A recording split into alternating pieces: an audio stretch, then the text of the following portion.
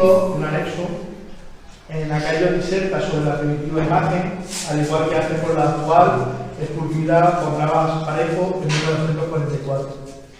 Acontecimientos como la coronación canónica de 1909, el 7º centenario de la aparición, la canonización del Desagrario, popularmente conocida como la Reconmemoración, acontecida en 1960, sin olvidar el centenario que vivimos en el periodo 2009 y 2020, con año jubilar incluido, junto a la concesión de la Rosa de Oro por el Papa Benedicto XVI. Son varias las cuestiones sobre las que se nos ilustra, aportando documentación novedosa que despertará el interés de quien tenga que hacerse con esta obra.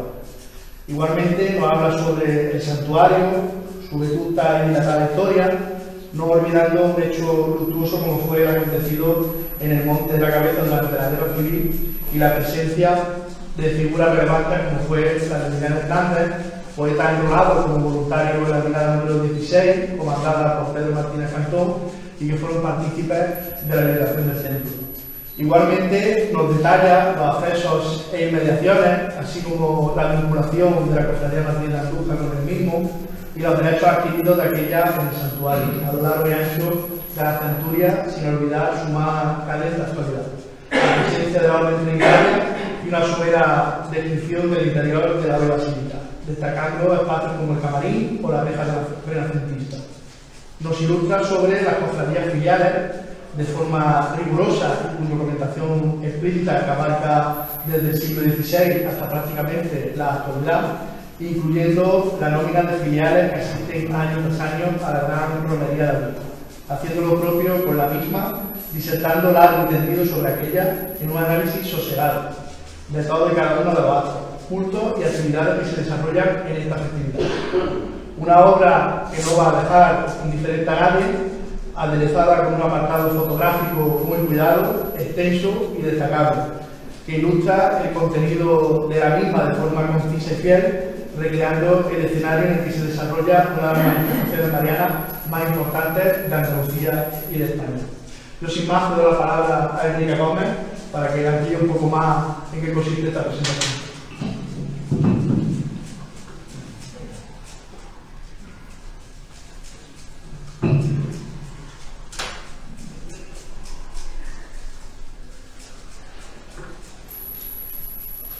Señor concejal, señor concejal de Cultura, miembro de la Corporación Municipal, hermano mayor de la Real Ilustre Cofradía de Nuestra Señora de la Cabeza, autor del libro Pablo Mondejas, señoras y señores, amigos y amigas, buenas noches. La devoción a la Virgen de la Cabeza ha generado desde el siglo XVII varios libros, principalmente incrementándose considerablemente su número en las centurias del 20 y 21. Gracias a estos y otras publicaciones conocemos bastante su historia, arte y costumbres populares, sin olvidar la literatura y la poesía, que vienen a completar una amplia riqueza cultural y religiosa. Para proseguir con lo antes dicho, esta noche presentamos en sociedad un nuevo libro del que es autor Pablo Alberto Mondejas Esposo, que de la mano de la prestigiosa editorial cordobesa Almuzara se titula La Virgen de la Cabeza, historia, leyenda, cultos, patrimonio, personajes y curiosidades.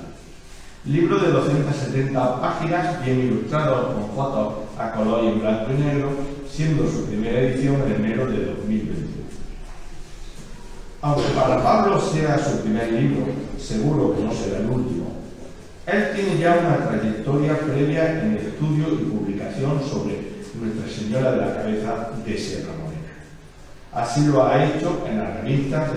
de distintas cofradías como Rute, Colomera, El Carpio, Baena, Málaga y Andújar, y esta última en Milagro del Santuario. También colabora en el suplemento de romería Luto Morenita, que cada año publica nuestro diario. Igualmente ha presentado carteles de romería como el de la Peña Rincón del Arte, ha pregonado a la Virgen de la Cabeza en la localidad de Beguere y Fuerte del Rey, teniendo pendiente el del Toboso, desde 2020. Pablo Mondejas es un gran devoto de nuestra morenita de creación, devoción que le inculcaron sus padres, a los que adora, Francisca y Pablo. Tan enamorado estaba de nuestra Virgen que hasta la dibujaba frecuentemente. Asistió por vez primera a la romería con 14 años, de la que tiene un inolvidable recuerdo. Dichos sentimientos, forjados en su infancia y adolescencia, hizo de él una persona volcada con todo lo relacionado con la Virgen de la Cabeza y su romería, llegando a ser presidente de la Procesión de Anderes de la Santísima Virgen de la Cabeza de Sierra Morena. Ver a Pablo llevando sobre su hombro la anda, tanto en la romería como en la procesión de mayo, es una cosa habitual.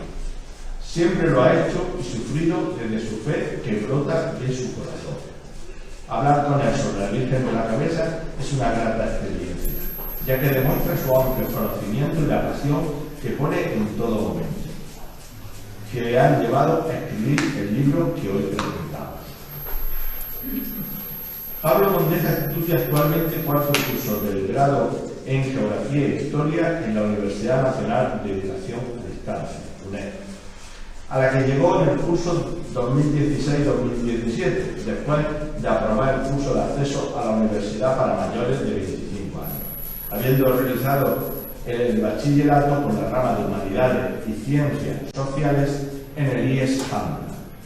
estudio que en su momento no continuó por incorporarse a la vida laboral. El libro está escrito de forma cronológica, desde el origen de la devoción a la actualidad. Consta de 4 títulos que a su vez se subdividen en 3 apartados en los cuales dan cuenta de la leyenda, historia, culto, patrimonio, personajes y curiosidades en torno a la Virgen de la Cabeza a lo largo de casi 8 siglos. Todo ello en un lenguaje sencillo y ameno que hace del libro una fácil lectura. Del contenido del libro quiero resaltar el título tercero dedicado a la cofradía, en el que nos cuenta la historia de la cofradía matriz, de su insignia y enseña, así como de su sede social y casa en el santuario, además de las cofradías filiales a las que dedica un amplio apartado en el que repasa su evolución e historia a lo largo de los siglos. Completa en el libro un anexo y bibliografía empleada en su redacción. En el anexo nos relata cronológicamente las visitas o bajadas de la Sagrada Imagen de la Virgen a la ciudad de Andújar del siglo XVI, principalmente, y a otras localidades de los siglos XX y XXI. Asimismo, trata del ajuar de los mantos de la Virgen que se venera en su santuario. Creo que es en el título tercero y en el anexo donde Pablo Mondeja hace la mayor aportación novedosa para el mejor conocimiento de la devoción a Nuestra Señora de la Cabeza. En definitiva, el lector podrá encontrar en el libro una amplia información sobre la patrona de Andújar y de la diócesis de Madrid. Enhorabuena, Pablo. Muchas gracias.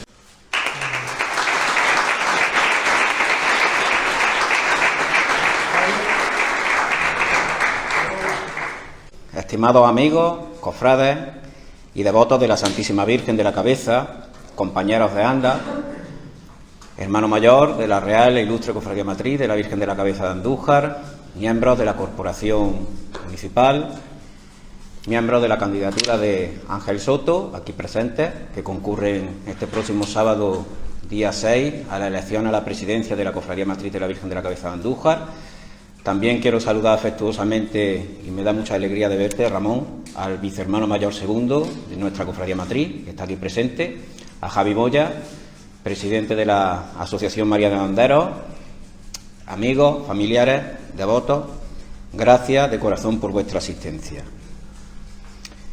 Antes de comenzar mi disertación, quiero agradecer públicamente a Juan Francisco Cazalilla Quirós, concejal de Cultura del excelentísimo Ayuntamiento de Andújar,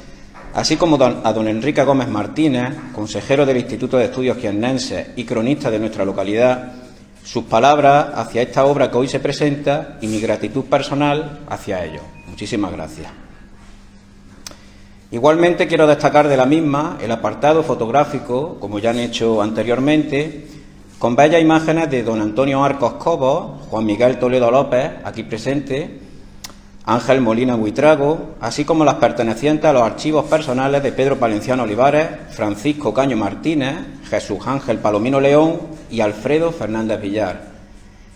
A continuación, voy a desglosar el libro en cuestión diciendo primeramente que el mismo, como bien ha dicho don Enrique, se estructura en 4 títulos y un anexo.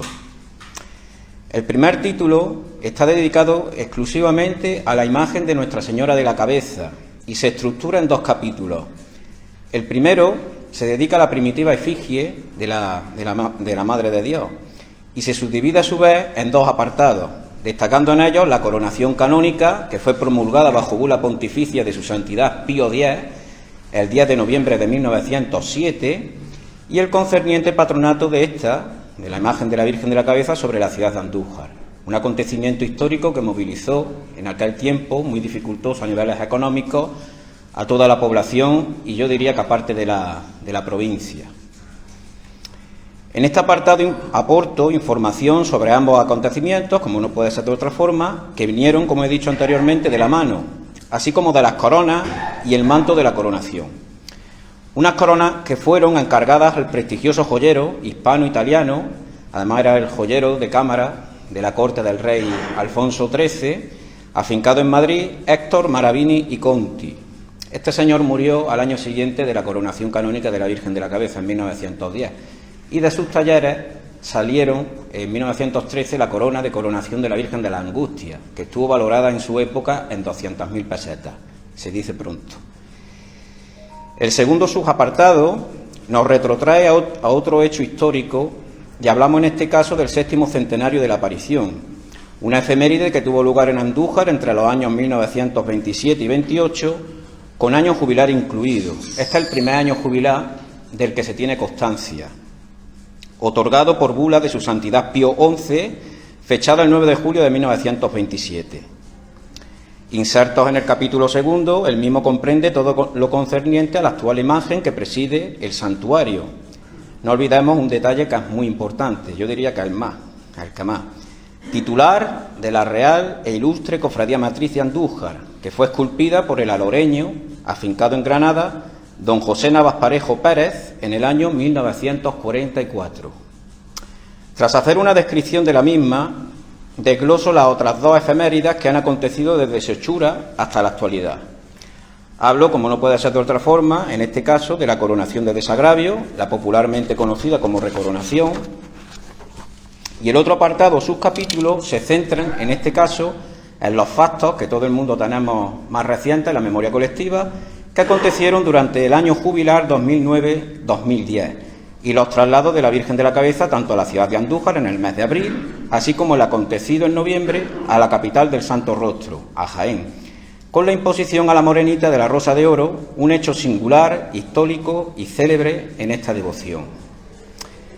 El título 2 lo dedico íntegramente al santuario de Nuestra Señora de la Cabeza, y en esta ocasión lo divido en 3 apartados. He considerado que debiera de ser así.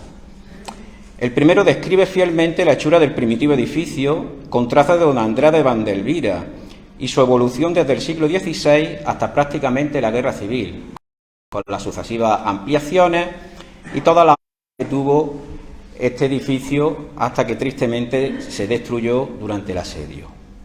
Como punto a destacar en este apartado y con relación a la antigüedad del primitivo santuario, transcribo de forma literal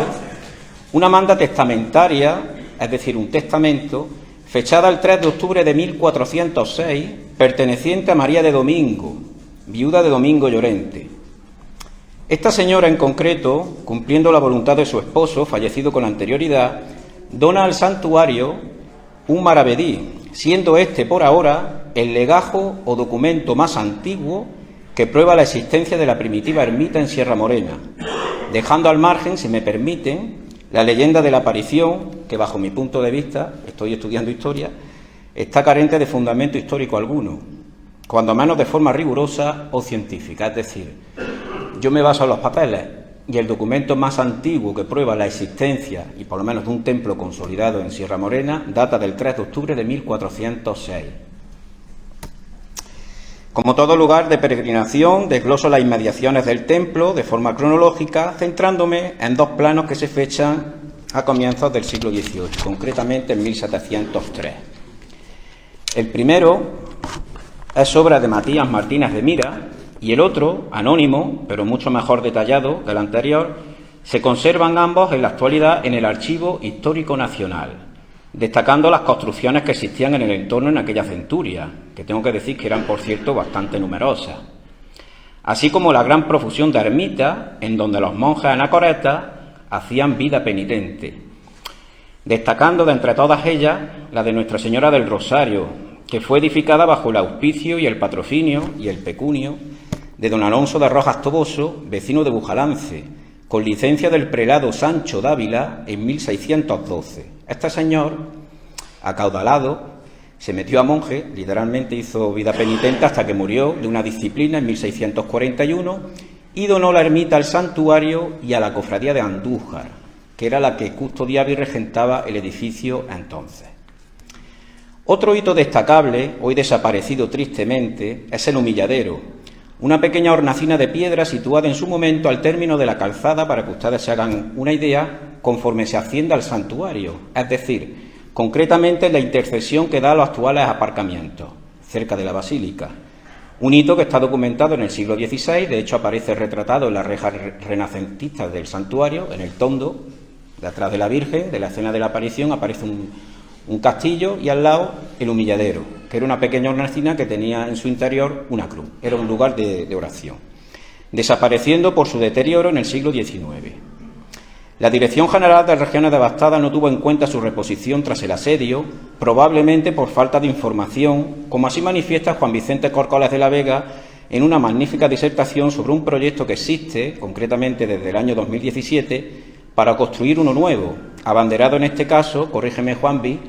por la Asociación de Amigos del Patrimonio de Andújar. Gracias. Igualmente desgloso el entorno en la actualidad, con la gran profusión de albergues romeros, hitos, casas de cofradías y peñas romeras que han ido proliferando hasta nuestros días, haciendo una parada obligada en el Arco, el Rosario Monumental, la Virgen de la Paz, el monumento a la Guardia Civil, la reja de acceso a la lonja del Real Santuario de Sierra Morena, el monumento al Pasto de Colomera y a don Miguel de Cervantes Saavedra, sin olvidar la magnífica y soberbia Cruz de Forja, la cripta en donde reposan los restos del capitán Cortés, la sala de exvotos y como colofón en la parte trasera el mirador actual en el que podemos divisar, todos lo conocemos, impresionantes vistas panorámicas. El segundo capítulo viene dedicado íntegramente al asedio al santuario. En este apartado destacaré un trabajo magnífico que el historiador Antonio Estremera Oliván realizó de forma objetiva sobre este hecho luctuoso. Destaco en mi obra la presencia, como bien ha dicho el concejal, como miliciano voluntario del poeta Miguel Hernández, que fue enrolado en la brigada número 16, comandada por el coronel Pedro Martínez Cartón, ese era el segundo apellido, que no Cantón, sino Cartón, que fue la que a la postre tomó el santuario el 1 de mayo de 1937. Miguel Hernández Gilabert nació en Orihuela, Alicante, y fue condenado por su participación en estos hechos. De hecho, es que lo condenaron por esto, básicamente. Inserto en el proceso sumarísimo 4.487, del que desgloso parte del mismo. De este litigio, y gracias a un brillante trabajo publicado en Mirando al Santuario por Jesús Carlos Domínguez de Torres, extraigo dos testimonios que fueron definitivos a la hora de inculpar al poeta con lo acontecido en el asedio en el cerro. Les aconsejo que lean estos testimonios porque se darán cuenta del ambiente que había en la posguerra y del clima político reinante entonces. No olvido la suerte que pudo correr la primitiva imagen de la Virgen, aportando testimonios sobre su posible paradero. El más relevante, por lo menos yo lo considero así, es el que defiende don Enrique Gómez Martínez, cronista de Andújar, y con el que estoy plenamente en sintonía, y es el que aparece en el diario ABC el 7 de octubre de 1939, situando a la Morenita en Valencia, concretamente en el domicilio de un chofer. Destaco igualmente un testimonio de Juan Pedro Cortés y Camacho, hijo del capitán Cortés, que refrenda al anterior y que desmitifica literalmente la hazaña de su padre de ocultación, aseverando que a éste no le pudo dar tiempo material de ocultar a la imagen ante el cariz que tomaban los acontecimientos. Un artículo que fue publicado, no tiene desperdicio, por Diario Jaén en 2003. Igualmente interesante y desconocido, esta es la novedad, es el papel que diversas cofradías filiales tuvieron durante el asedio. Una de ellas en concreto, la de Sevilla, que cumple este año su 90 aniversario fundacional, planificó en pleno asedio un rescate de la primitiva imagen de la Virgen de la Cabeza, imagínense,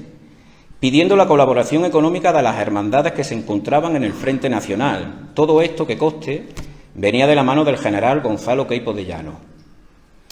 En esta obra se publica un acta perteneciente al libro de cabildo de la Cofradía Filial de Rute, en Córdoba, con fecha del 25 de enero de 1937, que acepta la iniciativa de su homónima hispalense e incluso colabora con la misma aportando la suma de 100 pesetas. El rescate, evidentemente, no se llevó a efecto, pero por el valor documental que tiene este acta, la transcribo literalmente para que ustedes vean hasta qué punto las cofradías estaban dispuestas a salvaguardar la integridad de la imagen de la Virgen de la Cabeza. A posteriori me centro en la reconstrucción del santuario, aportando anécdotas y actos que tuvieron lugar en toda España para sufragar dicho proceso, por cierto bastante costoso, sin olvidar, como es lógico, otro hito que aconteció en esta época, como fue el popular y denominado himno popularmente Morenita y Pequeñita, que no es sino un cariñoso pasodoble que fue obra de dos presos que tuvieron la oportunidad de conocerse en la cárcel de Jaén, en este caso José María Gallo Moya, que nació en Málaga en 1906, falleció en Torredonjimeno en 1977, y Miguel Rivera de la Rosa, que era natural de Alcaudete, que fue fusilado en la noche del 2 al 3 de abril de 1937 en la tapia del cementerio de Mancha Real a la edad de 25 años. Se dice pronto. La letra fue adaptada para banda por el maestro José Sapena Matarredoma. Y este es el pasodoble que a todos nos gusta escuchar cuando suenan los cohetes y llega la hora de reunirse con ella en el santuario. Insertos ya en el tercer capítulo de este título, dedicado también al santuario, está centrado en los accesos, tanto al que tenemos por el denominado Camino Viejo de Herradura, como por la carretera. Aquí desgloso hitos,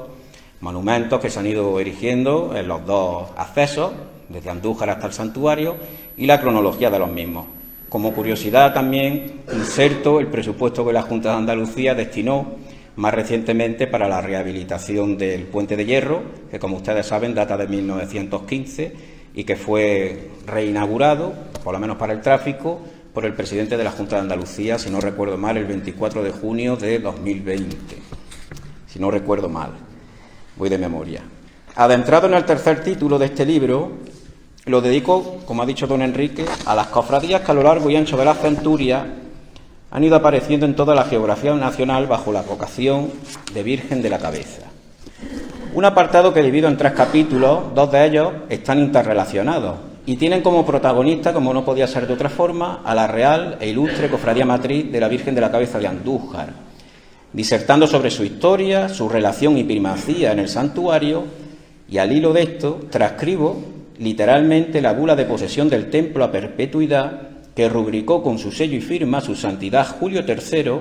el 12 de septiembre de 1552, así como sus enseres, de los que hago un análisis yo creo que bastante curioso, y bienes inmuebles, entre ellos la actual nómina de bandera, los cetros, que les recomiendo que lean también esta historia, la historia de los cetros de la Cofradía Matriz, muy poco conocida y bastante bonita de saber. Las bandas o divisas, no olvidando la actual medalla, el estandarte, el escudo corporativo, guión de camino y las diferentes andas procesionales con las que la cofradía, ha contado a lo largo y ancho de las centurias para dar culto público a su amantísima titular. Aquí tengo que decir que las andas en donde procesionaba nuestra madre anterior a la Guerra Civil datan de 1898 y fueron costeadas por suscripción popular. De hecho, hace un par de años, cuando don Enrique tuvo a bien organizar la exposición con el archivo histórico del santuario, tuve en mis manos ese libro y la verdad es que es una verdadera joya. El tercer apartado es el dedicado de forma íntegra a las cofradías denominadas hoy por hoy filiales. Y aquí sí voy a hacer un inciso porque, desgraciadamente, hay varias de ellas o algunas que dudan de esta condición. Y es que como tal así las reconoce don Santiago García Aracil, obispo de Jaén, cuando sanciona los actuales estatutos de la Real e Ilustre Cofradía Matriz de la Virgen de la Cabeza de Andújar, el sábado 29 de abril del año 2000. Un acontecimiento que viví en persona, yo estuve debajo de la anda, y que estuvo cargado de simbolismo, ya que aquel se produjo en el Real Santuario de Sierra Morena, sede canónica de aquella, tras la presentación de la cofradía ante su amantísima titular. Conforme terminó la presentación,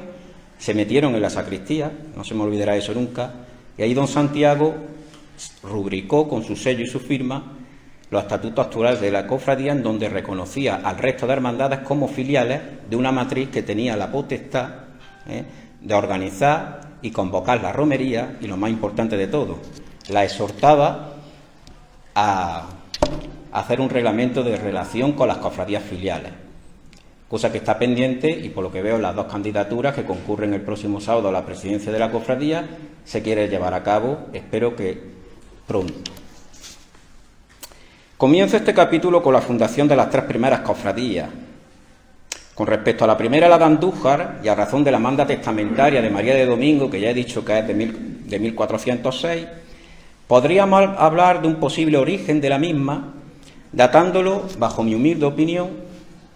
en el siglo XIV, es decir, en el 300. Está pendiente de concretar.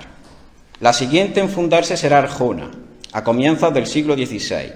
puesto que hay quienes afirman que fue el prelado Alonso Suárez de la Fuente del Sauce quien sancionó sus reglas en 1505. Colomera, provincia de Granada, será la tercera en erigirse, también en el siglo XVI, pero sin precisar origen. Difícilmente se podía fundar una cofradía en el siglo XIII en Colomera, en 1227, como aseveran algunos, porque Colomera hasta 1486 no se reconquista por parte de los cristianos. Entonces, difícilmente, como digo, se podía fundar una cofradía allí. La cuarta que se erige, según afirma Rafael Frías Marín, será Lucena, hoy extinguida en Córdoba, en la provincia, como digo, de Córdoba, constituyéndose el 11 de marzo de 1551. Pues bien, entre esta fecha y el 27 de abril de 1555, la cofradía de Andújar se ve obligada a redactar una concordia que transcribo literalmente en esta obra. Un documento que considero es de vital importancia y que dotaba de antigüedad en el puesto que debían ocupar en la procesión a las cofradías asistentes, cosa que firman todas y cada una de las mismas, 11 en total, la última era Osuna, en la provincia de Sevilla, en la romería de 1555. La concordia está transcrita literal. También aún viene de un trabajo magnífico de Rafa Frías, que quiero destacar aquí públicamente. A continuación llegamos a 1595, contabilizándose entonces en este intervalo de 40 años solo, un total de 63, o sea, ya hemos pasado de 11 a 63. Vemos, por tanto, que hay una explosión devocional en este intervalo. Todo ello vino, entre otras cosas, bajo el auspicio del denominado Concilio de Trento, que promovía como uno de sus principales vértices la religiosidad popular y, más concretamente, las manifestaciones públicas de fe referentes a la Virgen. Otra relación es la que tomo del panegírico historial de Salcedo Olí, en 1677, en donde se contabilizan 69. En la relación de 1773, cuando la Real Chancillería de Granada requiere las constituciones a las cofradías y le prohíbe a estas peregrinar al santuario en romería, que, como bien ha comentado en muchas ocasiones don Enrique, se siguió celebrando de forma popular, en este año de 1773 la cantidad de cofradías se ascendía ya a 71. El siglo XIX será de muchas convulsiones políticas, contando en esta etapa con varias relaciones de hermandades, una de ellas data de 1859. Aquí ya estaban censadas exclusivamente 16. La supresión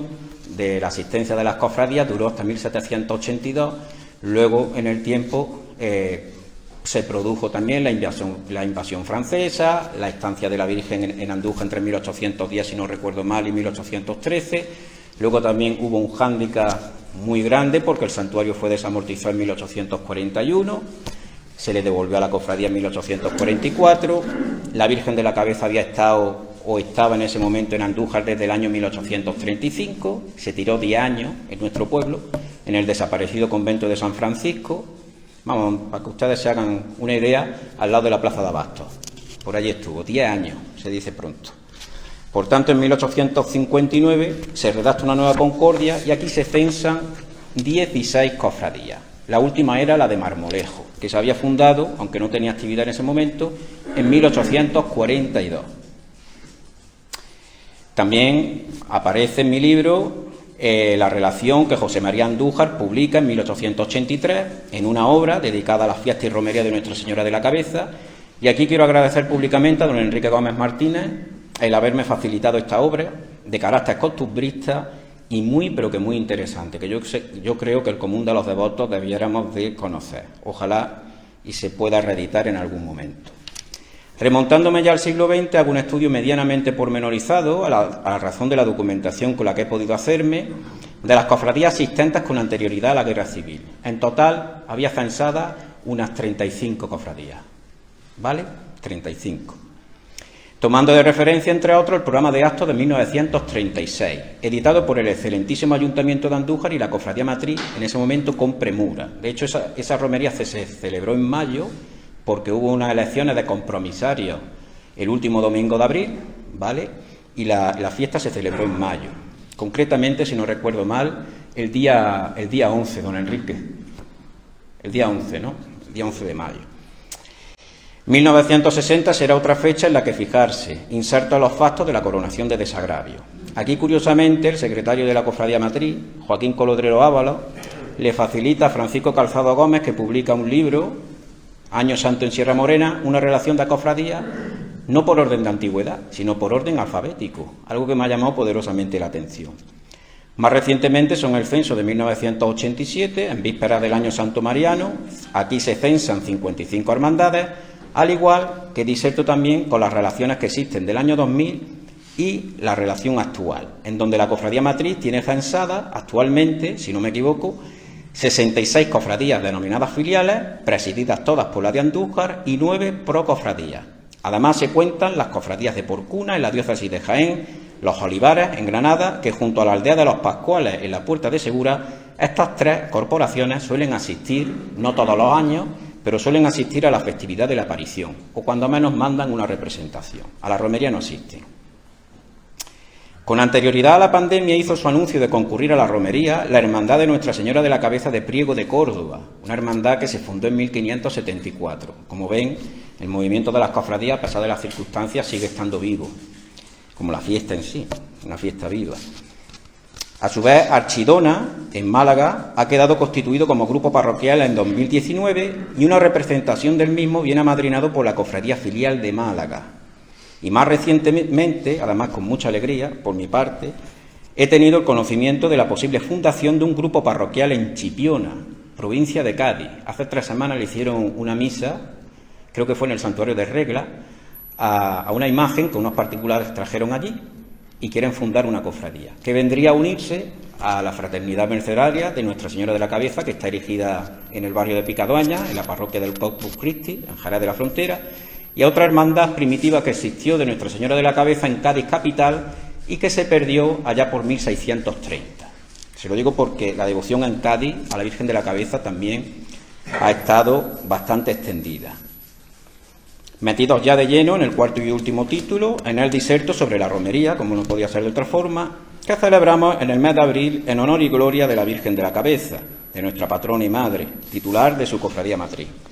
Declarada bien de interés cultural en 2013, inscribiéndose como tal en el Catálogo General de Patrimonio Histórico Andaluz por decreto del Consejo de Gobierno de la Junta de Andalucía.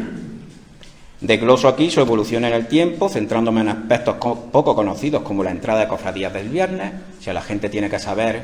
de qué iba el tema, le aconsejo que lean esta entrada. Es bastante curiosa. Las cofradías filiales pernoctaban en nuestro pueblo, entraban en lo que se llamaba entonces la entrada general de cofradías, desfilaban por el pueblo por riguroso orden de antigüedad y partían al santuario a primera hora del sábado, presidiendo la salida de la Cofradía Matriz, que era la última, por estricto orden de antigüedad. Igualmente regresaban el domingo por la tarde-noche del santuario, también por orden de antigüedad. Centrándome en la actualidad, divido este cuarto título en varios capítulos y apartados. El primero es el concerniente a los actos cultos y actividades previos, como son el cartel de romería, la misa del patronato, los domingos de publicación de banderas o convites, con horarios, citas, paradas, así como el pregón, del que diserto largo y tendido desde que Jaime de Fossá y Torroba conde de Rocamartí, tuviera el honor de ser el primero en una larga y prolija lista de personalidades. Estamos pendientes a ver si, esperemos que el año que viene, pues nuestro amigo Ismael Beiro pues pueda pregonar a los cuatro vientos, las grandezas de María Santísima. En el segundo apartado, centrándome en los días previos al jueves y al viernes de romería, ya inserto en la Semana Grande, en Andújar no puedo dejar pasar el concurso de sevillanas y fandangos en honor del célebre y recordado Manolo López, que organiza, junto al denominado Pórtico de Romería, el excelentísimo Ayuntamiento de Andújar, sin olvidar la entrañable y ya consolidada Romería Escolar, una iniciativa que el Colegio Isidoro Villaplana organiza desde hace ya prácticamente 20 años, y de la cual la Asociación Mariana de Anderos, pues tengo que decir públicamente que ha sido también partícipe en su crecimiento, puesto que han organizado la caravana de niños y niñas en Jamuga durante muchos años. Esto es bueno también resaltarlo. Nuevamente me centro en el Viernes Romero, del que desgloso su primitiva y actual configuración. Pasando ya al tercer capítulo de este título cuarto, el que dedico a la romería en el santuario, de la que hablo largo y tendido, además punto por punto, empezando por la misa de Romero y la salida de la Cofradía Matriz de Andújar de nuestra población, cerrando un cortejo prolijo, largo y fecundo de caballería, no olvidando tampoco, como no podía ser de otra forma, a las peñas romeras y marianas y su discurrir por la carretera de la Cadena durante esta jornada. Y desde luego tampoco dejó pasar algo fundamental que da sentido a esta celebración durante este día de solemnes vísperas. Y son las presentaciones que las cofradías filiales tienen a partir de las 11:30 de la mañana. Los anderos que estamos ya allí en el trono a esa hora, las presenciamos una por una, y os puedo decir que es un acontecimiento que muy poca gente de Andújar conoce y que yo invitaría a que lo conociéramos más, porque es precioso. Son 12 horas de una intensidad emocional increíble. Pues como digo, desde las 11:30 de la mañana se empiezan a presentar ante las plantas de la Santísima Virgen de la Cabeza en su basílica, un acontecimiento que, lo resalto, como andero que soy, pues vivo con gran intensidad, agarrado al paso de la Señora. Como no podía ser de otra forma, este elenco de presentaciones tiene su culmen con la de Andújar, que cierra este periplo haciendo coincidir la sabatina del mes de abril, en la que es su santuario, su casa, y ante su amantísima titular y patrona. Un hecho que está cargado de sentimiento, fervor, emoción, el cante y la algarabía de su coro, cuando sus miembros rompen en cada una de sus plegarias las gargantas, mientras los cofrades ondean banderas y el estandarte traspasa el cancel de la reja renacentista, precediendo la entrada de los hermanos mayores, ojalá y te toque pronto, Antonio, y los demás miembros de la Junta de Gobierno, entre vivas, llantos, palmas y aclamaciones. El momento, para quien no lo haya vivido, yo se lo recomiendo. Esto pasa como cuando los musulmanes dicen que tienen que peregrinar una vez en la vida a la Meca. Pues una vez en la vida los creyentes de la Virgen de la Cabeza, los que somos devotos, tenemos que asistir a la presentación de la Cofradía Matriz porque merece la pena, a todos los niveles.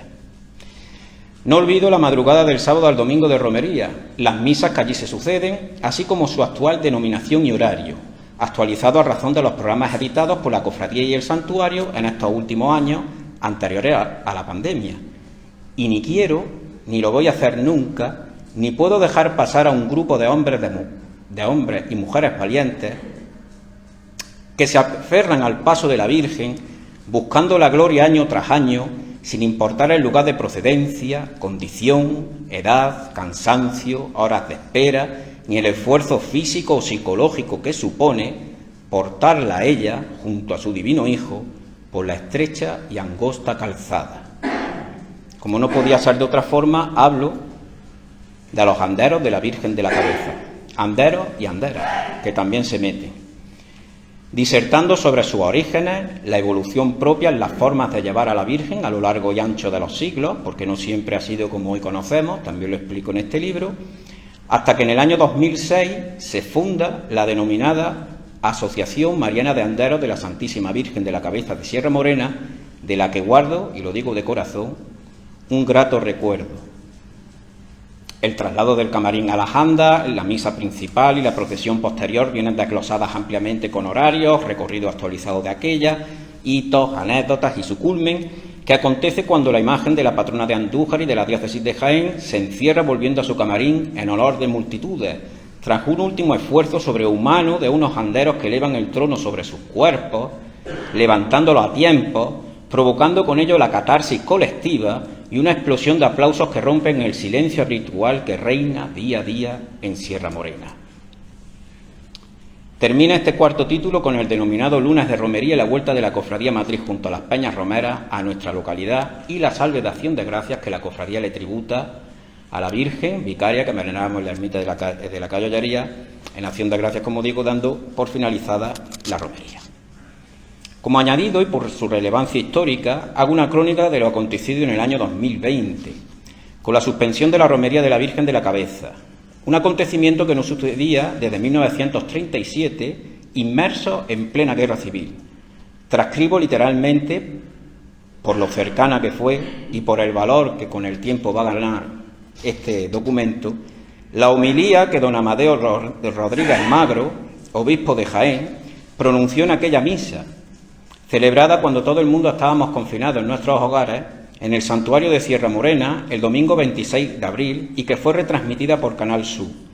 Así como la bendición apostólica, también la transcribo literalmente, que su santidad el Papa Francisco tributó a todos los romeros y devotos de nuestra Madre, una lectura que tuvo lugar por parte de Francisco Juan Martínez Rojas, vicario general de la diócesis de Jaén. Para concluir esta pequeña disertación, espero que haya sido breve o cuando menos entretenida en fecha, y como punto final inserto un anexo en el que describo, como ha dicho bien el concejal, la festividad de la aparición de la Virgen de la Cabeza, así como las traslaciones que a lo largo y ancho de la centuria la Virgen ha tenido a la ciudad de Andújar, comienzo por el siglo XVI, incluyendo las dos venidas a Jaén, tanto la de 2004 como la de 2009, sin olvidar tampoco otra histórica que sucedió en 1978 con la denominada Ruta del Pastor, en donde la imagen titular de la Cofradía Matriz viajó, se hizo peregrina, hasta Colomera. Prosigue este apartado con la novena que tributamos en honor a la Virgen en Andújar en mayo, terminando este con una descripción de parte de los mantos más significativos que la misma,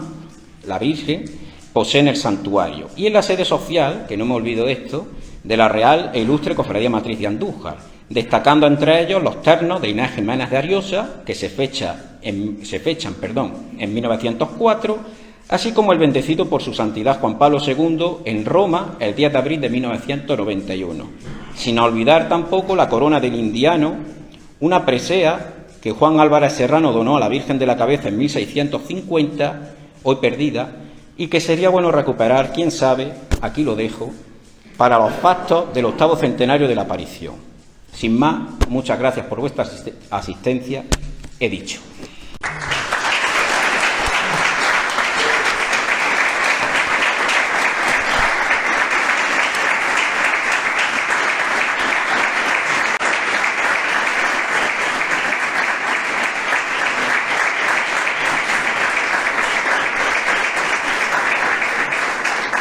Solo se me permite el concejal un apunte,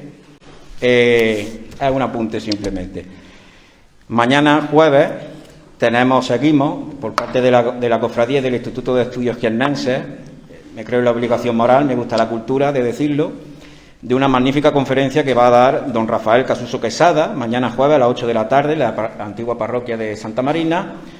sobre la figura de José Corbella Pené y su edificio en Andújar, entre ellos la capilla de la Virgen de la Cabeza.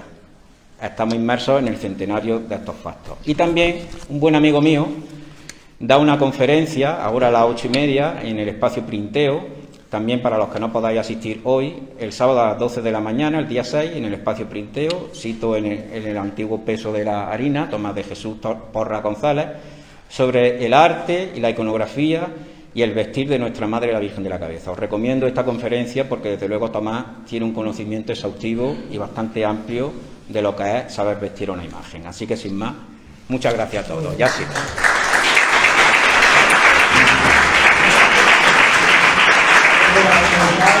Reiterar el agradecimiento a todos los que estáis aquí presentes, a Enrique, a Pablo por esa lección de historia que nos acaba de dar, y decir que hay un ejemplar de la imprenta NAM que está vendiendo ejemplares del libro que acabamos de presentar y que el autor estará encantado de firmarlo y dedicarlo. Muchas gracias.